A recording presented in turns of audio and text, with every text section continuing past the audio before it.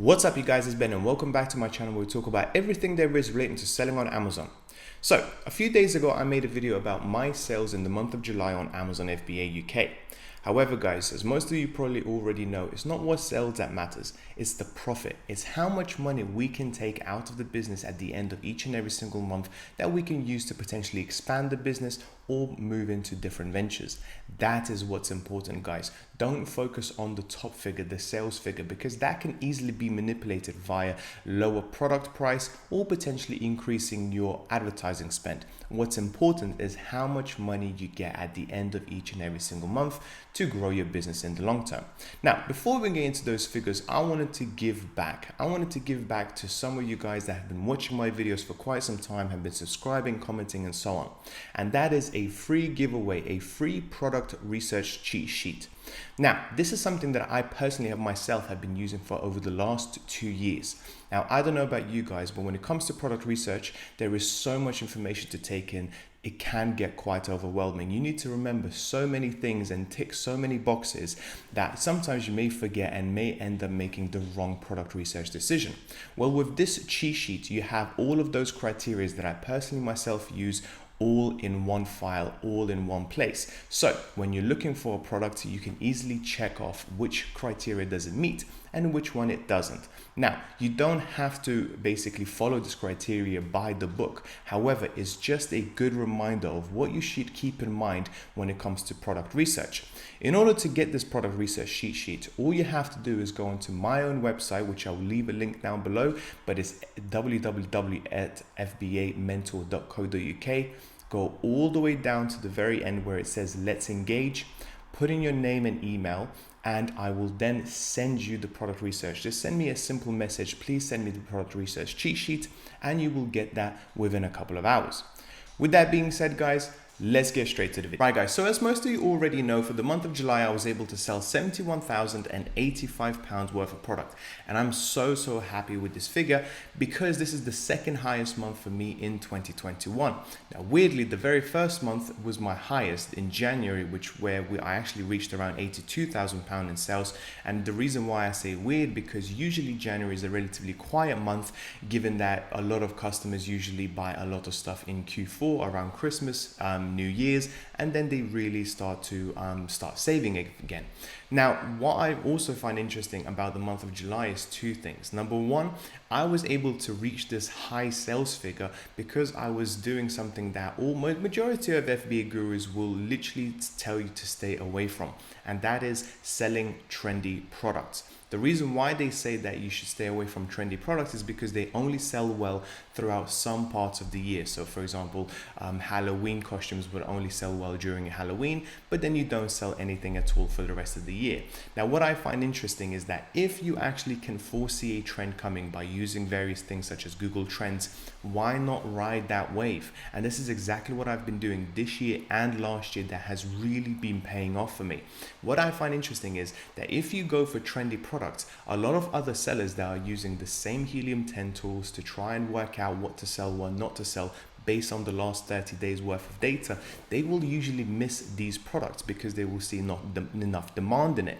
And what happens is once you do ride that wave, then they will come in afterwards once it's too late. So guys, in my personal opinion, if you are interested in selling on Amazon, consider selling trendy products as well, as long as you're well aware of what's coming up, as opposed to selling something that the trend is already going down on. So for example, now we're in the month of August, I would already start thinking about what's going to be selling well around October, November time, because it does take time for you to actually buy the product, ship it to the UK, list it, make sure it ranks on the first page, and so on and so forth.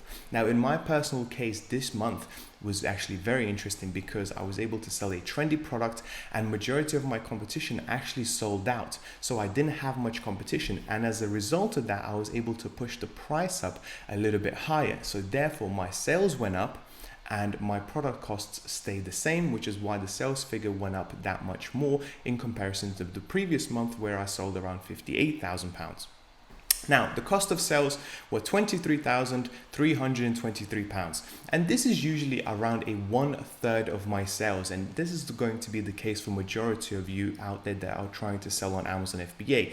This is basically how much we have to spend. This is how much we actually pay to our Alibaba suppliers. Now, if you are not good at negotiation and you may be paying a little bit higher, you want to always make sure that your product cost of sales is under 30%. Okay, if it's over 30%, there is a good chance that you may not be making as much profit as you should.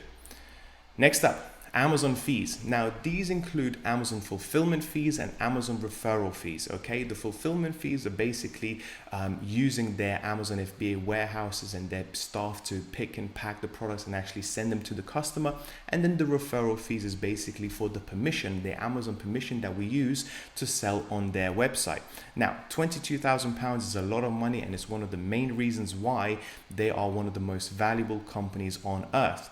But at the end of the day, this is a cost that I personally have to accept each and every single month, because without them, I would never be making £71,000 in sales to begin with. Next up, advertising, £2,246. Now, this is another benefit because I was able to sell trendy products that didn't have much competition in the month of July, and I suspect in the month of August, I was able to cut out my advertising costs quite dramatically because I didn't actually want to sell out my units too quickly, and I wanted to make as much profit per unit as possible. And if you decide to advertise, of course, that will cut into your profits. So I was able to actually reach £71,000 with a smaller advertising budget, which is why I say all in all, it was a very, very good month. And this is what you can get as well if you ride the wave correctly without having much competition and without new sellers coming in to basically take some sales away from you. Next up, subscriptions. This is usually always the same, around £180, £170 for me, and this includes Amazon £30 monthly subscription. It includes Helium 10. It includes some of my other sort of softwares, email follow-up software, and so on and so forth, which actually adds up to around £180. Now, in the very beginning, you may not need all of them. However, once you start running a fully fledged Amazon FBA business, there will be certain pieces of software that will come in handy for you to run your business on a day-to-day basis. Next up, accountants, £360. Now, you may be thinking this is a lot of money, and the truth is, it is a lot of money. However, I personally believe that accountants is one of the few areas in business that you really don't want to be cheap on. You really want to get the best possible advice. You really want to get the best possible accountant that will definitely save you more money than you actually spend on them. So I personally am never going to be cheap on accountants because they will be able to reduce my corporate tax liability, they will be able to reduce my VAT, and most importantly, they will be able to give me advice on how to run my business efficiently so I keep as much money as possible in the business and grow it that much faster. Last but not least, or actually one more thing after this, salaries. This is how much I pay myself and my girlfriend each and every single month. So basically, me and her are like employees in our business, and we take $3,600 between the two of us each and every single month to run the business.